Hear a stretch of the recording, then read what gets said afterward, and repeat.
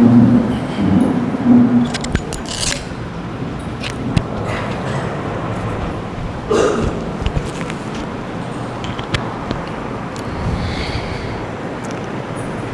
الحمد لله نحمده ونستعينه ونستغفره ونعوذ بالله من شرور أنفسنا ومن سيئات أعمالنا من يهد الله فلا مضل له ومن يضلل فلا هادي له وأشهد أن لا إله إلا الله وحده لا شريك له وأشهد أن محمدًا عبده ورسوله أما بعد فإن خير الحديث كتاب الله وخير الهدي هدي محمد صلى الله عليه وآله وسلم وشر الأمور محدثاتها وكل محدثة بدعة وكل بدعة ضلالة وكل ضلالة في النار أعوذ بالله من الشيطان الرجيم بسم الله الرحمن الرحيم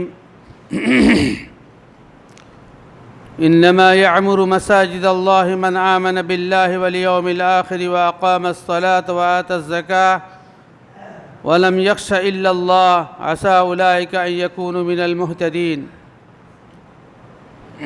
وإذ يرفع إبراهيم القواعد من البيت وإسماعيل ربنا تقبل منا إنك أنت السميع العليم ربنا واجعلنا مسلمين لك ومن ذريتنا أمة مسلمة لك وأرنا مناسكنا وتب علينا إنك أنت التواب الرحيم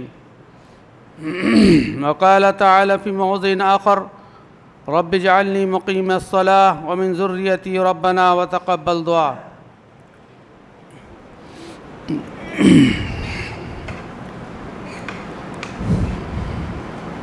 الحمد لله আল্লাহ রাব্বুল আলামিন সপ্তাহের সেরা দিন জুমাতে আমাদেরকে উপস্থিত হওয়ার তৌফিক দান করেছেন। আল্লাহ রাসূল সাল্লাল্লাহু আলাইহি ওয়াসাল্লাম এই দিনকে বেশি করে গুরুত্ব দিতে বলেছেন। আল্লাহর তৌফিক ব্যতীত কোনো ভালো কাজ কোনো মানুষের দ্বারা সম্পন্ন করা সম্ভব হয় না। কোনো মানুষকে যদি কোনো ভালো কাজ করতে ভালো না লাগে, মন্দ কাজের প্রতি যদি আগ্রহ জন্মে, তাহলে জানতে হবে যে আল্লাহ রাব্বুল আলামিন তার প্রতি অসন্তুষ্ট হয়েছেন, তার কাছ থেকে হেদায়েত ছিনিয়ে নিয়েছেন। আজকে আমি আপনাদের সামনে আলোচনা করার জন্য সূরা তওবা এবং সূরা বাকারা হতে কতগুলি গুরুত্বপূর্ণ আয়াত আপনাদের সামনে তেলাওয়াত করেছি। সেগুলোকে সামনে রেখেই অল্প কিছু সময় আলোচনা করব। এমনিতেই জুমা অনেক লেট হয়ে গেছে, 11টা 25 21 জুমার সময় শুরু হয়েছে, আমরা সেখানে 12টা 10 মানে মোটামুটি 50 মিনিট লেটে আমাদের জুমা শুরু হচ্ছে। এটা শরীয়ত দৃষ্টিতে অত্যন্ত আপত্তিকর। আমাদের দেশে ওলামায়ে কেরাম পাবলিকের প্রতি নির্ভরশীল, এরা পাবলিকদের বিরুদ্ধে কোনো কথা বলার সাহস করতে পারে না। এটা চরম দুর্ভাগ্যের বিষয়। আল্লাহ রাসূল সাল্লাল্লাহু আলাইহি ওয়াসাল্লাম একটা হাদিসে বলেন যে হাজারাতি সহিহ বুখারী হাদিস, হাজারাতি সালাত ফালিয়াযিন আহাদুকুম, নামাজের সময় হয়ে গেলেই যেন তোমাদের মধ্যে একজন আজান দেয়, ওয়ালিয়াউম্মাকুম আকরাউকুম লিল কোরআন, আর তোমাদের মধ্যে যে কোরআন বেশি জানে সে যেন ইমামতি করে। এই জিনিসটার প্রতি আমাদের দেশে আমল নেই। আলহামদুলিল্লাহ সৌদিয়াতে প্রতি সেকেন্ডে সময় পরিবর্তন হয়, তাদের একভাবেই চলে আসছে, তাদের কোনো সমস্যা হয় না, তাদেরও সংসার আছে, দুনিয়া আছে, মাঠ আছে, ঘাট আছে। আমরা অনেক বিলম্ব নামাজ পড়ছি। নামাজ বিলম্ব করা এটা প্রকৃত মুমিনের পরিচয় নয়। সে হেডমাওলানা করুক আর সাধারণ মানুষ করুক, নামাজকে তার টাইম মতো ফরজ। ইন্নাস সালাতা কানাত আলাল মুমিনিনা কিতাবাম মাওকুতা, নিশ্চয় মুমিনদের জন্য নামাজ সালাত সময় মতো ফরজ, সময়ে আদায় করতে হবে। বাড়িতে বসে বসে 1 ঘন্টা লেট করা, এটা কত বড় যে অন্যায় সেটা তো বুঝতেই পারছেন। যাই হোক, আমি আপনাদের সামনে যে আয়াতগুলো তেলাওয়াত করেছি তাতে যারা মসজিদকে আবাদ করে, মসজিদ যারা বানায়, মসজিদ যারা নির্মাণ করে, মসজিদ যারা দায়িত্বে থাকে, তাদের সম্পর্কে আল্লাহ রাব্বুল আলামিন কতগুলি বার্তা দিয়েছেন। এটা কোরআনের কথা, সূরা তওবার প্রথমে আয়াতটি পড়েছি আমি। আল্লাহ রাব্বুল আলামিন তাতে বলেন, ইন্নামা ইয়া'মুরু মাসাজিদাল্লাহি মান আমানা বিল্লাহি ওয়াল ইয়াউমিল আখির ওয়া আকামাস সালাত ওয়া আতাজ যাকাত ওয়া লাম ইয়াখশা ইল্লাল্লাহ। 5টি গুণ আল্লাহ তাআলা মসজিদ আবাদকারীদের, মসজিদ পরিচালনাকারীদের আল্লাহ তাআলা 5টা গুণ বর্ণনা করেছেন। ইন্নামা ইয়া'মুরু, বস্তুত তারাই মসজিদের আবাদকারী যারা আল্লাহর প্রতি প্রকৃত বিশ্বাস রাখে। আল্লাহ তাআলা কোরআন মাজিদে সূরা ইউসুফে স্পষ্ট করেছেন, ওমা ইউমিনু বিল্লাহি ইল্লা ওয়া আকসারুহুম মুশরিকুন। পৃথিবীতে যত লোক ঈমানের দাবি রাখে তাদের বেশিরভাগই মুশরিক, শিরকের সাথে লিপ্ত। বেশিরভাগ, অল্প কিছু লোক যারা শিরক করে না এদের সংখ্যা অত্যন্ত কম। আল্লাহ তাআলা কোরআন মাজিদে পরিষ্কার বলছেন, ওয়া কালিলুম মিন ইবাদিয়াশ শাকুর, আমার কৃতজ্ঞ বান্দার সংখ্যা অত্যন্ত কম। অন্য এক জায়গাতে আল্লাহ তাআলা বলছেন, ওয়া মিম্মান খলাকনা উম্মাতুন ইয়াহদুনা বিল হক ওয়া বিহি ইয়াদিলুন, যত লোককে আমি সৃষ্টি করেছি তার মধ্যে অল্প কিছু লোক হেদায়েত নিয়ে চলবে আর হেদায়েত নিয়ে, হক নিয়েই ফয়সালা করবে। চিরকাল হকপন্থীদের সংখ্যা কম। একটা হাদিসে যেখানে রাসূল আকরাম সাল্লাল্লাহু আলাইহি সাল্লাম বলেছেন যে 73 ভাগ আমার উম্মত হবে, 72 ভাগ জাহান্নামে যাবে, 1 ভাগ জান্নাতে যাবে, তাদেরকে পার্সেন্টেজে এনে দেখা গেছে যে মোটে 1000-এ 14.5 জন লোক যাবে জান্নাতে, বাকি সব জাহান্নামে। 1000 মুসলিম ইসলামের দাবিদার যারা আছে তাদের মধ্যে মাত্র 14.5 জন লোক যাবে জান্নাতে, আর বাকি সব জাহান্নামে যাবে। বিভিন্ন প্রকার অপরাধে জড়িত থাকার কারণে তারা নিজেকে ঈমানদার দাবি করা সত্ত্বেও তাদের এই শাস্তি তারা পাবে। মসজিদ যারা আবাদ করে তাদেরকে প্রথম ঈমান আনতে হবে। ঈমানের সংজ্ঞা হলো যে আল্লাহ এবং তার রাসূল সাল্লাল্লাহু আলাইহি ওয়াসাল্লাম যা বলেছেন তাকে অন্তরে বিশ্বাস করা, তাকে হিসাব করতে না যাওয়া। আল্লাযিনা ইউমিনুনা বিল গায়ব, যারা না দেখে বিশ্বাস করে, হিসাব না করে বিশ্বাস করে। ইসলামের অনেক এমন কথা আছে যে আপনি কারণই খুঁজে পাবেন না। কেন বলেছে এই কথা, কেন করতে হবে, এটা অনেক লোক প্রশ্ন করে। কিছু কারণ তো বলবেন। আল্লাহ এবং তার রাসূল সাল্লাল্লাহু আলাইহি ওয়াসাল্লাম যেখানে কারণ বলেননি, আলেমদের কোথায় ক্ষমতা আছে সে কারণ বলবে? যা কিছু বলবে নিজের পক্ষ থেকে বলবে, ঠিকও করতে পারে, ভুলও করতে পারে।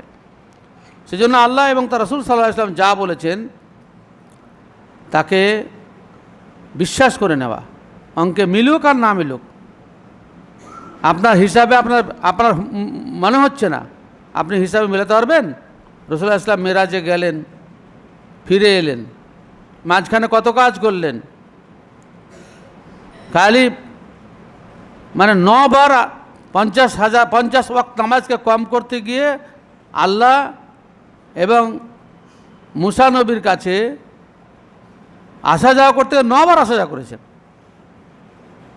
অতএব ওখানে কমপক্ষে যদি 1 মিনিট করেও টাইম ধরা হয়, 1 মিনিট তো হয় না, আল্লাহর হিসাব আলাদা, সে 9-10 মিনিট তো ওখানেই যাওয়ার কথা। কিন্তু রাসূল আকরাম সাল্লাল্লাহু আলাইহি ওয়াসাল্লাম বলছেন যে আমি ফিরে এসে এত কাজ করে বাইতুল মুকদ্দাসে ইমামতি করেছেন, জান্নাত জাহান্নাম দেখেছেন, আল্লাহর সাথে কথা বলেছেন, কত কি। মদিনা থেকে বাইতুল মাকদেস গেছেন, তারপরে 7 আকাশে গেছেন, ফেরেশতাদেরকে খুলতে বলা হয়েছে, প্রত্যেক আকাশে বিলম্ব হয়েছে। রাসূল সাল্লাল্লাহু আলাইহি ওয়াসাল্লাম বলছেন যে বাড়ি ফিরে এসে দেখি অজুর পানি তখনও গড়ছে, যে বিছানায় শুয়েছিলাম সে বিছানা তখনও গরম হয়ে আছে, বাড়ির শিকলটা ঝুলছিল তো তখনও নড়ছে। এত টাইমের পরেও, এত কাজের পরেও কাফেররা এটাই বিশ্বাস করতে পারেনি যে আদিন যা বলছিল বলে বদমাশি, এখন মুহাম্মদ তো এখনই বদমাশি শুরু করে দিলেন। অবিশ্বাস্য কথা, এত কাজ করার পরে এই বিছানা কেমন করে গরম হয়ে থাকে? প্রথম সাক্ষাৎ কাফেরদের মুহাম্মদ সাল্লাল্লাহু আলাইহি ওয়াসাল্লাম আবু বকরের সাথে হয়। আবু বকরকে প্রশ্ন করে, তোমার নবী এই কথা বলছে, তোমার বিশ্বাস হয়? বলে আল্লাহ রাসূল যদি বলে থাকেন তাহলে কেন বিশ্বাস করবো না? যে লোকটা নিজের ব্যাপারে, দুনিয়ার ব্যাপারে সেই ছোটোবেলা থেকে 40 বছর পর্যন্ত একটা মিথ্যা কথা বলেনি, আর সে আল্লাহর ব্যাপার মিথ্যা কথা বলবে? এ হয়? যা বলছেন সত্য কথা বলেছেন। এটাই হচ্ছে ঈমান। আপনি অঙ্কে মিলাতে পারবেন না, তবুও আল্লাহ এবং তার রাসূল সাল্লাল্লাহু আলাইহি ওয়াসাল্লাম যা বলেছেন আপনাকে বিশ্বাস করতে হবে। এটা হচ্ছে ঈমান। আপনার যদি এই বিষয়ে কোনো বিষয়ে সন্দেহ থাকে তা আপনি ঈমান থেকে অনেক দূরে চলে গেলেন। আল্লাহ বলেছেন, রাসূল বলেছেন, এরপরেও আপনার যদি কোন মনের ভিতরে কোনো সন্দেহ থাকে তাহলে আপনার ঈমান শেষ। কেননা আল্লাহ এবং তার রাসূলের কথাকে বিশ্বাস করাটার নামই হচ্ছে ঈমান। আর দ্বিতীয় ঈমানের হচ্ছে অন্তরে মুখে বিশ্বাস করা, মুখে না, আচরণের দ্বারা ইসলামকে ঘোষণা করা। আপনি একজন মুসলিম, তা আপনি যেখানেই থাকেন না কেন, মাঠে বনে জঙ্গলে যেখানে থাকবেন আপনি মুসলিম, আপনাকে যেন দেখে চেনা যায়। মুখেও ঘোষণা করবেন, ইসলামকে আপনি গোপন করবেন না কোনো সময়তে। অনেক মানুষ আছে অমুসলিম এলাকায় গেলে সে ভাষাই পাল্টিয়ে দেয়, অমুসলিমদের মতন কথা বলে, যাতে বুঝতে না পারে যে আমি মুসলিম। তো এটা ইসলামের দৃষ্টিতে অত্যন্ত অপরাধ। আপনি যা তা আপনি সব জায়গাতে নিজেকে প্রমাণ করবেন, কথা তো বলবেন, আচরণ দিয়ে প্রমাণ করবেন। আর 3 নম্বর হচ্ছে যে আল্লাহ এবং তার রাসূল সাল্লাল্লাহু আলাইহি ওয়াসাল্লাম যা বলেছেন সেটার প্রতি আপনাকে আমল করতে হবে। 3টার কোনো একটা জিনিস না থাকলে আপনি মুমিন নয়। আল্লাহ তাআলা প্রথম কথা বলছেন যে যারা প্রকৃত ঈমানদার, এবং দ্বিতীয় আল্লাহ এবং তার রাসূলের প্রতি ঈমান আনা, মান আমানা বিল্লাহি ওয়া রাসূলিহি, আল্লাহর প্রতি ঈমান আনা, আল্লাহ রাসূলের প্রতি ঈমান আনা। আর দ্বিতীয় হচ্ছে আকামাস সালাহ, সালাত কায়েম করে। সালাত কায়েম করার মানে আমরা জানি না, অধিকাংশ মৌলবী জানে না। সালাত কায়েম মানে নামাজ পড়া লয়। সালাত কায়েমের অর্থ হচ্ছে সালাতের যত রকম কথা বলা হয়েছে সালাত সম্পর্কে, অ্যাডভান্স ওযু করা, সবাই মসজিদ আসা, রুকু সেজদা যতভাবে করা, হারাম না খাওয়া, এসব সালাত কায়েমের অন্তর্ভুক্ত। আপনি হঠাৎ খালি রাকাত পূর্ণ করলেন, তা নামাজ পড়া হইল, এটা মুনাফিকের চরিত্র। আপনাকে অ্যাডভান্স ওযু করতে হবে, বাড়িতে ওযু করে আসতে হবে। মসজিদে ওযুখানা একমাত্র শুধু বাইরের লোকেদের জন্য, কিংবা কারো ওযু ভেঙে গেল তার জন্য। দেশের লোকাল লোক এখানে ওযু করবে কেন? এটা নামাজের অধিকার বহির্ভূত কাজ। আল্লাহ রাসূল সাল্লাল্লাহু আলাইহি ওয়াসাল্লাম বলছেন, কোনো ব্যক্তি যদি বাড়িতে ওযু করে সুন্দরভাবে ফরজ নামাজ আদায় করতে যায়, তা প্রত্যেকটা নামাজের পরিবর্তে 1 হজ এবং 1 উমরা কবুল হওয়া উমরার নেকি পাবে, বাড়িতে ওযু করে যদি মসজিদে আসে। তো যে লোকটা এই ফজিলতকে গুরুত্ব দেয় না, যে 5 কেজি চালের লেগে বাড়িতে কুইন্টাল কুইন্টাল চাল ভরা থেকে রেশনে লাইন দিতে পারে, সে আল্লাহ তাআলার এই গুরুত্বপূর্ণ মর্যাদা সে রক্ষা করতে পারে না। কেমন মানে আল্লাহর কাছে যা আছে সেদিকে লোভ নাই, মানুষের পচা জিনিসের প্রতি লোভ। বাড়ি থেকে ওযু করে মসজিদে আসলে প্রতিটি পদক্ষেপে একটা গুনাহ মাফ হয়, একটা নেকি বৃদ্ধি হয়, একটা মর্যাদা বৃদ্ধি হয়। আর সঠিকভাবে সুন্নতভাবে নামাজ যদি পড়ে তাহলে 1 হজ এবং 1 উমরা করার সমান নেকি পাই। তাহলে 5 বার করলে 5 হজ 5 উমরা সমান নেকি, প্রতিদিন নাকি পাবে। একটা মানুষ হজ করতে গিয়ে কবুল হয় কি না হয় জানে না, কিন্তু আল্লাহ রাসূল সাল্লাল্লাহু আলাইহি ওয়াসাল্লাম বলছেন যে এটা কবুল হজের নেকি পাবে। এত বড় মর্যাদা। ইকামাতের সালাতের অর্থ সালাতের যে সমস্ত গুরুত্ব আছে সেটাকে আপনাকে দিতে হবে। বিফোর টাইম আসা, আগে 2 রাকাত নামাজ পড়া, অপেক্ষা করা। আপনি অপেক্ষা করা, অনেকে বিরক্ত হয়, অপেক্ষা করলে আপনি বিরক্ত কেন হবেন? অপেক্ষা যতক্ষণ করবেন নামাজের নেকি পাবেন, এতে বিরক্ত হওয়ার কি আছে? কেউ 10 মিনিট দেরিতে এসে, 5 মিনিট দেরিতে এসে, ইমাম সাহেব দেরিতে এসে চিল্লাইছে শুরু করে দিয়েছে। আরে তুমি কি ফকেটে বসে আছো? তোমার খাতাতে নেকিলে আমাদের লিখে রাখা হয়েছে, অপেক্ষা করো।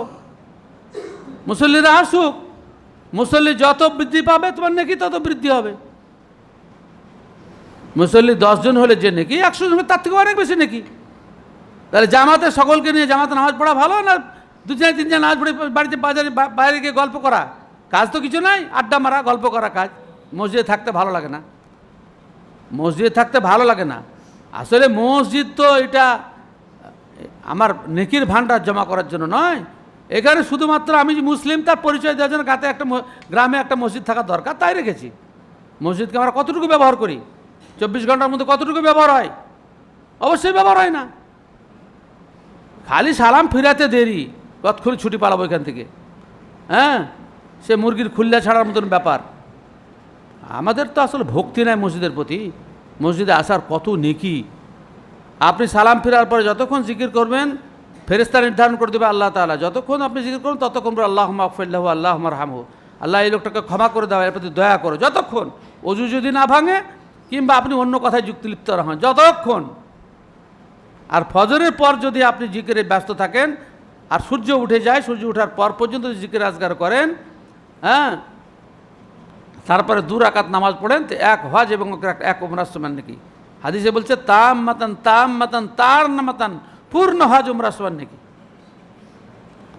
তো এগুলো হচ্ছে নামাজের অধিকার, সঠিকভাবে আদায় করা, নামাজ পড়তে আসা। একটা গুণ গেল। ওয়াতা যাকাত, যারা মসজিদের দায়িত্বশীল তারা বকিল হবে না, যাকাত দাতা হবে, দানকারী হবে। যারা মসজিদের দায়িত্বে আছে তাদেরকে বেশি দানশীল হতে হবে অন্যান্য মুসল্লিদের তুলনাতে। আল্লাহ নিজেও বলছেন, এটা আমার কথা নয়। ওয়াতা যাকাত। আর একটা বৈশিষ্ট্য যেটা সবথেকে বড় কথা হচ্ছে, ওয়ালাম ইয়াখশা ইল্লাল্লাহ, আল্লাহ ছাড়া কাউকে ভয় করবে না। মানুষ পুলিশকে যত ভয় করে, সাপকে যত ভয় করে, ব্যাংকে যত ভয় করে, জিনকে যারা ভয় করে, ভূতকে যত ভয় করে, আল্লাহ তাআলাকে তার 1 ভাগও ভয় করে না।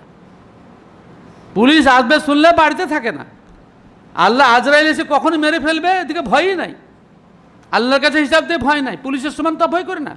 কোনো মানুষ কসম খেতে বলতে পারে যে পুলিশের সমান আল্লাহকে ভয় করি? যদি পুলিশের সমান আল্লাহকে ভয় করে, তোমার মসজিদে মুসল্লি নাই কেন, দিন নাই কেন, শরীয়ত নাই কেন? এইসব ছলনা কিয়ামতের দিন সব স্পষ্ট হয়ে যাবে। কেমন মুসলমান? টাকার জোরে, শক্তির জোরে আবল তাবল কথা বলা সকলের পক্ষে সহজ, কিন্তু আল্লাহ তাআলার কাছে গিয়ে সে আল্লাহকে ভয় করেছে না কাকে ভয় করেছে সেটা বুঝতে পারে।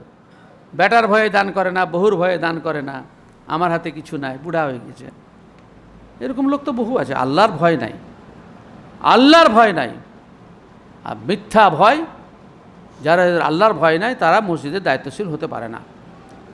ওয়ালাম ইয়াখশা ইল্লাল্লাহ, আল্লাহ তাআলা বলছেন আসা উলাইকা ইয়াকুনু মিনাল মুহতাদিন, এরাই হচ্ছে হেদায়েত প্রাপ্ত। আল্লাহ নিজে বলছেন এরাই হচ্ছে হেদায়েত প্রাপ্ত। তাহলে যাদের ভিতরে এই পঞ্চগুণ নাই তারা হেদায়েতের উপরে নাই, আল্লাহর প্রতি প্রকৃত ঈমান নাই, যাকাত দেয় না, রসুলের প্রতি ঈমান নাই, আখিরাতের প্রতি বিশ্বাস নাই, সালাত ভালো করে আদায় করে না, মাঝে মাঝে বাদ দেওয়ালার দল নিন। আজকে এক ব্যক্তি যেছে 5 গ্রাম নবগ্রামের দিকে, তাড়াতাড়ি করে যেছে, কিন্তু এসে বলে আজকে নামাজের দিন, জুমার দিনটা নামাজের দিন, আর বাকি 5 দিন, বাকি সপ্তাহে 6 দিন কিসের? বদমাশির দিন। হ্যাঁ, অনেকে মনে করে যে জুমার দিন নামাজ না পড়তে গেলে কি বলবে লোকে, সমাজের লোকই বা কী বলবে, মানে আল্লাহর ভয়ে আসে না, সমাজে রাখবে না, বা সমাজের লোক বলে জুমার দিনও পড়িস না, সেই ভয়ে আসছে। এরা কেমন মুসলমান বুঝতেই তো পারছেন। অথচ আল্লাহ তাআলা 5 ওয়াক্ত নামাজ ফরজ করেছেন, 1 ওয়াক্ত নামাজ যদি ইচ্ছাকৃত ছেড়ে দেয় সে কাফের। এ ব্যাপারে আলেমদের কোনো দ্বিমত নাই। 1 ওয়াক্ত যদি ইচ্ছাকৃত ছেড়ে দেয় সে কাফের, 1 ওয়াক্ত 5 ওয়াক্তের মধ্যে সে ব্যক্তি কাফের। এ ব্যাপারে হানাফি, শাফি, মালিকি, হাম্বলি কারোর মধ্যে দ্বিমত নাই। 1 ওয়াক্ত যদি ইচ্ছাকৃত ছেড়ে দেয়, আমি পড়বো না বলে ইচ্ছাকৃত ছেড়ে দেয়, সে ব্যক্তি কাফের, কারোর দ্বিমত নাই। অবহেলা করে যে ছাড়ে তো মুসলমান থাকবে কি থাকবে না এ নিয়ে বিতর্ক আছে, কিন্তু ইচ্ছাকৃত ছাড়লে মুসলমান থাকবে না এই ব্যাপারে কারোর দ্বিমত নাই, সকলেই একমত, একজন দ্বিমত নাই, হানাফিদের নাই, আহলাদিসদের নাই, কারোর নাই। যদি অবহেলা করে নামাজ না পড়ে তার শাস্তি আমৃত্যু তাকে জেলে রাখতে হবে, এটা আবহাওয়া নিবার ফতোয়া। আমৃত্যু জেলে রাখতে হবে যতদিন না ও নিয়মিত নামাজ না হচ্ছে। তাহলে বুঝতেই পারছেন, মসজিদ কমিটির মধ্যে যদি বেনামাজি থাকে তাহলে আর কি শাস্তি হওয়া উচিত? ওকে তো জেলখানায় থাকা উচিত সব থেকে ঢিলা ফতোয়া অনুযায়ী। হ্যাঁ, মসজিদের দায়িত্বশীলকে হতে হবে। কেন এত কড়াকড়ি? এত কড়াকড়ি এই জন্যই হচ্ছে যে নেতাকে সবাই ফলো করে। মসজিদ কমিটি যদি ছাড় থাকে নামাজ না পড়ার বা বদমাইশি করার, তা পাবলিকে তো আরও ছাড় হবে, অত স্বাভাবিক কথা, স্বাভাবিক কথা। আল্লাহ তাআলা পরিষ্কার ভাষায় বলছেন লিমা তাকুলুনা মা লা তাফআলুন, এমন কথা কেন বলো যা তুমি নিজেই করো না। কাবুরা মাকতান ইনদাল্লাহি আন তাকুলু মা লা তাফআলুন, আল্লাহর কাছে সব থেকে রাগের কথা যে তুমি নিজে মানো না, পরকে বলে বেড়াও। আদম আলাইহিস সালামের পরে কাবা ঘর বিধ্বস্ত হয়ে গেছিল, চিহ্ন পর্যন্ত ছিল না ভালো করে। ইব্রাহিম আলাইহিস সালাম তার বেটাকে রেখে গেছিলেন, 80 বছর প্রাপ্ত বয়সে একদম শিশু সন্তানকে রেখে এসেছিলেন। সেখানে মসজিদ নির্মাণ করতে গিয়ে ইব্রাহিম যখন বড় হলেন, ইব্রাহিম এবং ইসমাইল কি দোয়া করেছিলেন? দোয়াটা মসজিদ কমিটিকেও করতে হবে। প্রথম দোয়া করেছিলেন রব্বানা তাকাব্বাল মিন্না ইন্নাকা আনতাস সামিউল আলিম। আল্লাহ তোমার উদ্দেশ্যেই উৎসর্গিত এই ঘর তুমি প্রথমে কবুল করিও। রব্বানা ওয়াজআলনা মুসলিমাইনা লাকা ওয়া মিন যুররিয়াতিনা উম্মাতাম মুসলিমাতান লাক। আল্লাহ আমাদের এই দুজনকে, আমরা যারা মসজিদ নির্মাণ করছি, খাঁটি মুসলমান আমাদেরকে বানায়ো, খাঁটি মুসলিম বানায়ো, তোমার অনুগত বান্দা বানায়ো। অমিন যুররিয়াতিনা উম্মাতাম মুসলিমাতান লাক, আর আমাদের ছেলেরা যেন প্রকৃত মুসলিম হয়। আর সেই সিলসিলা চলে এসছে। মসজিদ কমিটির বেটা নামাজ পড়ে না, বহু নামাজ পড়ে না, কোন জ্বালা? এটা হয়? কার লেগে মসজিদ তৈরি করছো? পরের লেগে? কোনো ভালো জিনিসের হকদার তো আমি খাচ্ছি, আমার, আমি ভোগ করব, কিন্তু আমি বাদ দিয়ে অন্যকে ভোগ করতে হবে। কোনো লোক ভালো আছে, আপনার বাড়ি খান করে অন্যকে ব্যবহার করতে দেবেন? আপনার নিজের বাড়ি খান, আপনার ঘর খান, অন্য কোনো লোককে ব্যবহার করতে দেবেন? দেবেন না। তাহলে মসজিদের জন্য পরের লোক কেন ভাবছেন আপনি? নিজের লোকে আগে ভাবতে হবে। ইব্রাহিম আগে ভেবেছেন রব্বি জাআলনি মুকিমাস সালাতি ওয়া মিন যুররিয়াতি রব্বানা ওয়া তাকাব্বাল দুআ। আল্লাহ আমি যেন সালাত প্রতিষ্ঠাকারী হয় আর আমার সন্তানাদিও যেন হয়। আর এই জন্য খুব সতর্ক থাকতে হবে। মসজিদে যে কোনো জায়গার যে কোনো স্তরে নেতা হওয়ার শখ, দুটো জিনিস উম্মতের জন্য ক্ষতিকর। আল্লাহ রাসূল সাল্লাল্লাহু আলাইহি ওয়াসাল্লাম বলেছেন যে মা যাবান জায়ান উরসিলা ফি গানামিন বিআফসাদালাহা মিন হিরসিল মারই লিমালিহি ওয়া শারাফি লিদীনি। দুটি জিনিস উম্মতের জন্য ক্ষতিকর, এক হচ্ছে নেতৃত্ব আর এক হচ্ছে সম্পদের লোভ। যে ব্যক্তির ভিতরে এই দুই জিনিস থাকবে উম্মতের জন্য সবথেকে ক্ষতিকর। ওই বাঘের থেকে ক্ষতিকর যে বাঘকে চরম ক্ষুধা লেগেছে এবং ছাগলের দলে ছেড়ে দেওয়া হয়েছে। বাঘের চরিত্র হচ্ছে পেট ভরলে আর অন্য ছাগল নষ্ট করবেন না। আর যাদের সম্পদের লোভ, এরা খাবে 100 গ্রাম আর ইনকাম করবে 10 কুইন্টাল, আর লোক 1 কেজিও দান করবে না, আর শুধু সবই ওর। রাজার হস্ত করে সমস্ত, কাঙালের ধর চুরি। তো আমাদের এ হচ্ছে অবস্থা। আর নেতৃত্ব, আজকে যত হাসাদ ফাসাদ হয়েছে সব নেতৃত্বকে কেন্দ্র করে। আল্লাহ রাসূল বলছেন উম্মতের জন্য সবথেকে ক্ষতিকর। এটা মানুষের জন্মগত প্রবৃত্তি। নেতা হওয়া মানুষের জন্মগত প্রবৃত্তি। প্রত্যেক মানুষ আপনি দেখবেন যে মাঠে কটা রাখাল যাবে তো একজন মোড়ল হয়ে বসে থাকবে। আমরা তো খেলেছি তখন। একজন নেতা হুম করে বসে বসে পানি নিয়ে আয়, ভাত আনতে যা, গরুটা ঘেরে নিয়ে আয়। এটা মানুষের জন্মগত চরিত্র নেতা হওয়ার।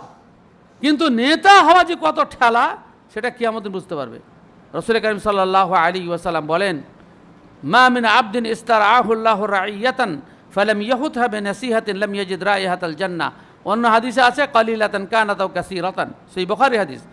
কোনো ব্যক্তির অধীনে যদি 2 জন কিংবা 4 জন লোক থাকে, বা বেশি লোক থাক বা কম লোক থাক, তাদেরকে যদি শরীয়ত মোতাবেক পরিচালনা না করে জান্নাতের সুগন্ধটুকু পাবে না। শরীয়ত মোতাবেক পরিচালনা করে জান্নাতের সুগন্ধ পাবে না, সহিহ বুখারীর হাদিস। বাপ যদি ছেলে পেলেদেরকে শরীয়ত মোতাবেক পরিচালনা করে, তার অধীনস্থ ব্যক্তি, মা তার বৌমা এবং আরো অন্য অধীনস্থ ব্যক্তি, এদেরকে যদি শরীয়ত মোতাবেক পরিচালনা করে জান্নাতের সুগন্ধটুকু পাবে না। সংসারে কাজ না করলে শাশুড়ি বউকে চাচায়, ভিনু করে দেয়। বাপ বেটা কাজ না করলে ভিনু করে দেয়, কিন্তু দিন না মানলে, শরীয়ত না মানলে এক চড়ও মারে না। বড় হলে ঠিক হয়ে যাবে। তখন বলে বড় হলে ঠিক হয়ে যাবে। বড় হলে ঠিক হয়ে যাবে মানে অ্যাক্সিডেন্ট হয়ে মারা যাবে না? সম্ভাবনা নাই। ব্যাটা সাথে মোটরসাইকেল কিনতে যাচ্ছে তো মারা যাওয়ার ভাব হয় নাই? যেগুলো সব ঘটছে সচরাচর সামনে। জুয়ান ছেলে কাটাকাট মরিয়েছে একদম। ওর যদি আমল না করে মারা যায় পার পাওয়া যাবে? পার পাওয়া যাবে না, বাপও পার পাবে না। আল্লাহ রাসূল পরিষ্কার ভাষায় বলছেন আলা কুল্লুকুম মাসউল ওয়া কুল্লুকুম মাসউলুন রাইয়াতিহি। তোমরা প্রত্যেকেই দায়িত্বশীল, কেউ না কেউ কোনো বিষয়ে তোমার দায়িত্ব আছে। আর প্রত্যেকের দায়িত্ব সম্পর্কে কিয়ামতে জিজ্ঞাসা করা হবে। বাপকে জিজ্ঞাসা করে, মাকে জিজ্ঞাসা করা হবে, স্ত্রীকে জিজ্ঞাসা করা হবে, শাশুড়িকে জিজ্ঞাসা করে, বউকে জিজ্ঞাসা করা হবে, প্রত্যেকে জিজ্ঞাসা করা হবে। নেতা হওয়া সহজ। রাসূল আকরাম সাল্লাল্লাহু আলাইহি ওয়াসাল্লাম বলছেন নেতা হওয়া নেমাতিল মুরদিয়া ও বিসাতিল ফাতেমা, সেই মুসলিমের হাদিস। নেমাতিল মুরদিয়ার মানে হচ্ছে নেতৃত্বের দুধ খেতে খুব ভালো লাগে, কিন্তু দুধ ছাড়ার বিষয় আছে তখন কত কষ্ট হয়। বাচ্চাকে দুধ ছাড়তে কত কষ্ট হয়। নেতা যখন নেতা পাল্টাবেন তখন ও আর ছাড়তে চাইবে না, দুধ খেয়ে মজা পেয়েছে। কত ঝামেলা করে তার ঠিক নাই। নেতৃত্ব ছাড়া যে যাত্রার পক্ষে সম্ভব নয়। রাসূল আকরাম সাল্লাল্লাহু আলাইহি ওয়াসাল্লাম সহিহ মুসলিমের একটা হাদিসে বলছেন যে লা তাসআলিল ইমারা, নেতা হতে চেয়েও না। তুমি যদি চেয়ে নাও, তুমি যদি নেতৃত্ব চেয়ে নাও তো আল্লাহর পক্ষ থেকে সাহায্য আসবে না। ওয়াইন উইনতাহা মিন গায়রি মাসআলাতিন ওয়াইন উতিতাহা মিন গায়রি মাসআলাতিন ওয়াইনতা আলাইহা। আর তোমার যদি অন্তরে চাহিদা নাই, তাও তোমাকে নেতা বানিয়ে দিল কেউ, তখন আল্লাহর পক্ষ থেকে ফেরেশতা তোমাকে সাহায্য করবেন, সহযোগিতা করবেন, তার কাজ সহজ করে দেবেন। সেন নেতা সহজে হতে হবে না, কাউকে তো নেতা হতে হবে। তা আল্লাহর পক্ষ থেকে নেতৃত্ব যদি চলে আসে, ইচ্ছার বিরুদ্ধে যদি চলে আসে, তখন আল্লাহ রাব্বুল আলামিন তাকে তৌফিক দান করবেন। আবু বকর রাদিয়াল্লাহু তাআলা আনহু সাহাবীদের মধ্যে মানে এমনি দুর্বল প্রকৃতির মানুষ ছিলেন, নরমে কথা বলতেন, কাউকে মার ধরতো কিছু ছিল না, একদম নরম প্রকৃতির মানুষ ছিলেন। তো মুসলিম জাহানের এত বড় নেতৃত্ব যখন আবু বকরের ঘাড়ে চাপলো, তখন অনেকে অনেক মন্তব্য করেছিল, কিন্তু যখন নেতৃত্ব পেয়ে গেলেন তখন সবচেয়ে কঠিন মানুষ হয়ে গেলেন। কিছু লোক বলে জাকাত দিব না, তো আবু বকর বলেন জাকাত দেবে না মানে? আল্লাহ তাআলা নামাজের কথা জাকাতের কথা একসাথে উল্লেখ করেছেন। নামাজ হচ্ছে শরীরের হক, জাকাত হচ্ছে মালের হক। যে ব্যক্তি দুটোর মধ্যে পার্থক্য, গর্দন উড়িয়ে দেবো, সেই বুখারী গর্দন উড়িয়ে দেবো। ওমর রাদিয়াল্লাহু তাআলা আবু বকরের কাছে গিয়ে বললেন যে আপনি যাদেরকে হত্যা করবো বলছেন, গর্দন ওড়া বলছেন, ওরা তো আপনার মুসল্লি, আপনার পিছনে নামাজ পড়ে, আর তারপরে আপনি গর্দন ওড়া বলছেন। আবু বকর ওমর আবু বকরকে বলেছিলেন, আরে তুমি যতদিন মুসলমান হওনি তখন তো সব তোমাকে দেখি ভয় করতো, আর মুসলমান হওয়ার পর তুমি কাপুরুষ হয়ে গেলে। আজাব্বারুন ফিল জাহিলিয়াতি ওয়া খুরাউন ফিল ইসলাম আয়ুনকাসু ফিদ্দীন ওয়া আনা হাই। হ্যাঁ, ইসলামকে একটু একটু করে কম করে দেবে আমি আবু বকর বেঁচে থাকতে। আজ জাকাত দিবে না, আজ অমুক দিবে না। কোনো মানুষের যদি কান কাটা থাকে, তা লোকে কান কাটা মানুষ বলবে না? বলবে না? কান কাটা মানুষ বলবে। যে হাত না থাকে তো হাত কাটা বলবে, পা না থাকে তো পা ভাঙা বলবে, খোড়া বলবে। তো ইসলামে যদি এক একটা অঙ্গকে বাদ দেওয়া হয়, তাহলে সে খোড়া ইসলাম হবে না? হবে না, অসম্পূর্ণ ইসলাম হবে। তা আবু বকর বলছেন যে আমি বেঁচে থাকলে ইসলামকে অসম্পূর্ণ করে দিবে, এটা তো বরদাস্তযোগ্য নয়। সব ভয় জাকাত দিতে আদায় করলো। নেতা এরকম হতে হবে, নেতার ভয়ে মারার লোকজন নামাজ পড়তে হবে। নেতা নিজেই তো নামাজ পড়ে, তার লোক নামাজ পড়বে? নেতা নিজেকে নামাজ পড়তে হবে, 5 ওয়াক্ত প্রথম কাতারে থাকতে হবে। বেলাল আবার আসিবে না ফিরে হইয়া মুয়াজ্জিন, তুমি এবার হাকিবে আজান শুধবে তাহার নিন। এমন নেতা হবে। ইমাম সাহেব নাই, নেতা তো আছেই, চিন্তা কি? নেতা নামাজ পড়াবে। তো মৌলবি কোনদিন কিছু যদি পায়খানা ফিরতে গিয়ে জামাত দেরি হয়, তো চিল্লাসে চলে, কেউ নামাজ পড়ার লোক নাই। এই তো আমাদের দেশের নেতা হওয়ার শখ লোকেদের অবস্থা। না কোরআন পড়তে জানে, না নামাজের নিয়মকানুন জানে, না খুতবা দিতে জানে। এই শখ কেন? মসজিদের মুতাওয়াল্লি, খতিব, অমুক তমুক এসব লকব তৈরি করেছে করে। আরে যোগ্যতা থাকলে সে নেতা হবে, যোগ্যতা নাই হবে না। পরিষ্কার কথা। মুশকিল, খুব মুশকিল। আমরা মূর্খদের যুগে বসবাস করছি। অধিকাংশ জায়গাতে মাদ্রাসা, মসজিদ, শুধু মসজিদ বলে নাই, মাদ্রাসাতে সব মূর্খরা রাজত্ব করছে, ছেলেরাও মূর্খ তৈরি হচ্ছে, কিছুই জানে না। আল্লাহ তাআলা হেফাজত করে। কি তামাশা চলছে! একমাত্র কিয়ামতের দিন এর ফয়সালা হবে, তখন বুঝতে পারা যাবে যে কত কত ধানে কত চাল, তখন বোঝা যাবে, এর আগে বোঝা যাবে না। যাই হোক, সময় শেষ হয়ে গেছে। আল্লাহ তাআলার কাছে দোয়া করি, আল্লাহ রাব্বুল আলামিন যেন আমাদেরকে যদি নেতা বানান, যেন প্রকৃত অর্থে আমরা নেতা হতে পারি, এবং ইসলাম যে সমস্ত দায়িত্ব আমাদেরকে দিয়েছে সে দায়িত্ব যেন আমরা যথাযথ পালন করতে পারি। অন্যথা সহিহ বুখারী হাদিস অনুযায়ী আমরা জান্নাতের সুগন্ধ পাবো না। কোনো হাদিসে জান্নাতের সুগন্ধ 1 বছরের দূরত্বে, মানে 1 বছর হেঁটে গেলে যত দূর হয়। কোনো হাদিসে আছে 40 মাসের দূরত্বে, কোনো আছে 40 মাইলের দূরত্বে। তো অত দূর থেকে জান্নাতের সুগন্ধ পাওয়া যাবে, কিন্তু এরা অপরাধী যে জান্নাতের সুগন্ধটুকু পাবে না। যারা দায়িত্ব নিয়ে দায়িত্ব সঠিকভাবে পালন করেনি, তারা সর্বস্তরের মানুষের জন্য অবস্থা। আল্লাহ তাআলা আমাদের হেফাজত করেন। আকুলু কওলি হাযা আস্তাগফিরুল্লাহ লি ওয়া লাকুম।